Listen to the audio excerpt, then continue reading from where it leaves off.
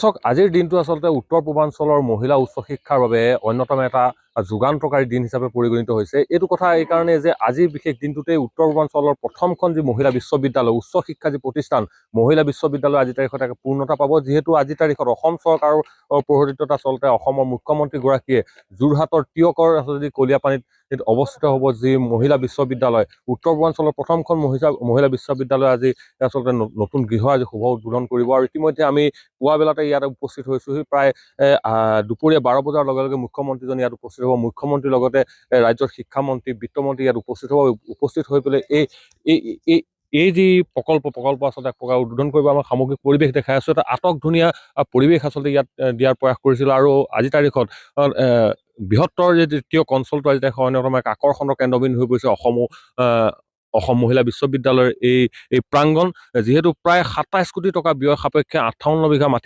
মাটিকালি সামৰি বৃহত্তৰ যিটো প্ৰকল্প বা বৃহৎ যি অনুষ্ঠান ইয়াত স্থাপন কৰিছিল। আৰু স্থাপন কৰাৰ লগে লগেই এই বৃহত্তৰ টিয়কৰ এই কলিয়াপানী অঞ্চলটোলৈ আহিলে আমূল পৰিৱৰ্তন।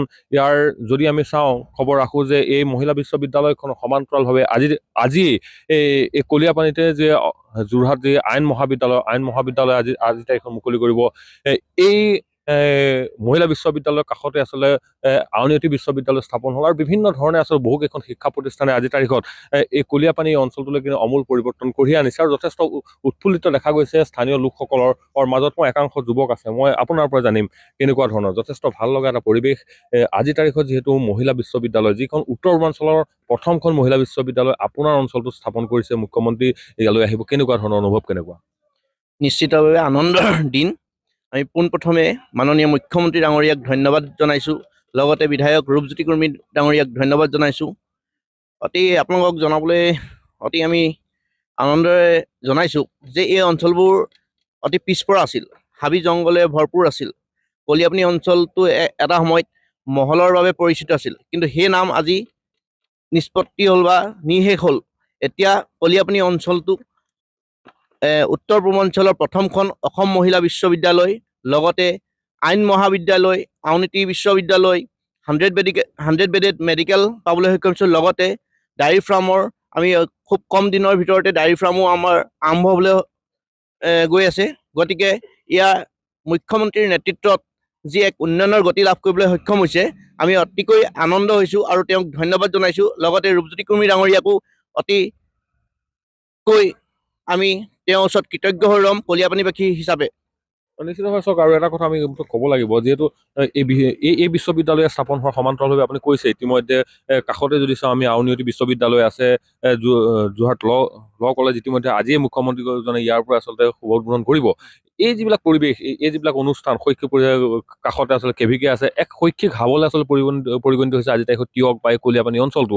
আৰু এইসমূহৰ লগে লগে কিন্তু এই অঞ্চলটো যি অৰ্থ সামাজিক পৰিৱেশ, যদি চাওঁ ইয়াৰ শৈক্ষিক পৰিৱেশ সামাজিক পৰিৱেশত যথেষ্ট ধৰণৰ পৰিৱৰ্তন যথেষ্ট দেখা গৈছে। আজি তাৰিখত ইয়াৰ যিসকল স্থানীয় যুৱক তেওঁলোকৰ আৰ্থিকভাৱে যথেষ্ট সচ্ছল হোৱা দেখা গৈছে। বিভিন্ন ধৰণৰ ব্যৱসায় বাণিজ্য কিন্তু এই ক্ষেত্ৰত তেখেতসকলে আৰম্ভ কৰিছে। কি অনুভৱ এইটো?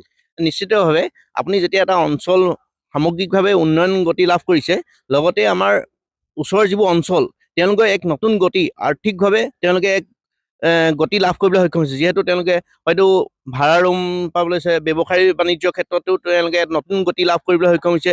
আৰু বিভিন্ন অঞ্চলৰ যিকোনো বেপাৰ বাণিজ্য বা বিভিন্ন ধৰণৰ আৰ্থিকভাৱে তেওঁলোকে এক উন্নয়ন লাভ কৰিবলৈ সক্ষম হৈছে। নিশ্চিতভাৱে ধন্যবাদ জনাইছো আচলতে এয়া পৰিৱেশ এই স্থানৰ পৰা। আৰু মূলতঃ এটা কথা ক'ব লাগিব যে আজিৰ যিটো দিন, আজিৰ দিনটো মূলতঃ অসমৰ বিশেষকৈ উত্তৰ পূৰ্বাঞ্চলৰ মহিলা শিক্ষাৰ ক্ষেত্ৰত অন্যতম এটা গুৰুত্বপূৰ্ণ দিন হিচাপে চিহ্নিত হৈ থাকিব।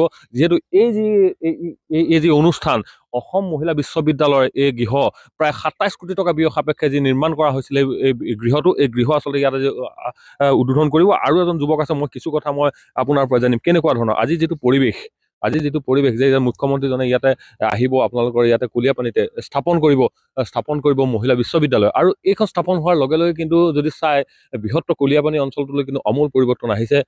এইখনেই নহয়, কাষতে আইন মহাবিদ্যালয় আছে, তাৰ আউনীআটী বিশ্ববিদ্যালয় হয়, এখন 100 বেডেড হস্পিটেল আজি স্থাপন হৈছে। এই গোটেই কথাবোৰে অঞ্চলটোলৈ কিন্তু যথেষ্ট ধৰণৰ পৰিৱৰ্তন আহে। কি অনুভৱ আহিব?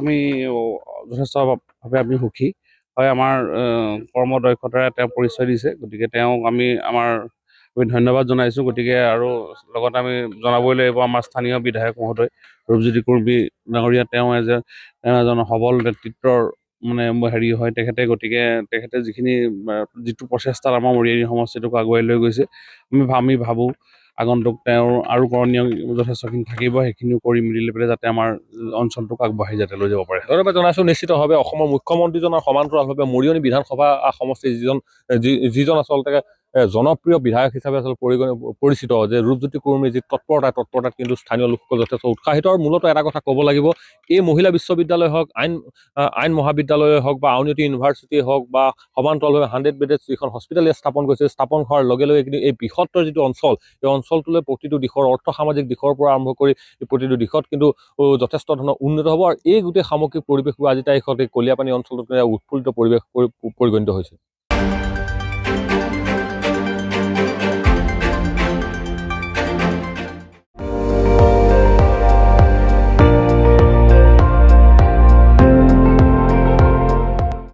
আপুনি চাই আছে ND24, সৰ্বশ্ৰেষ্ঠ নহয় সৰ্বোত্তমৰ দৌৰত।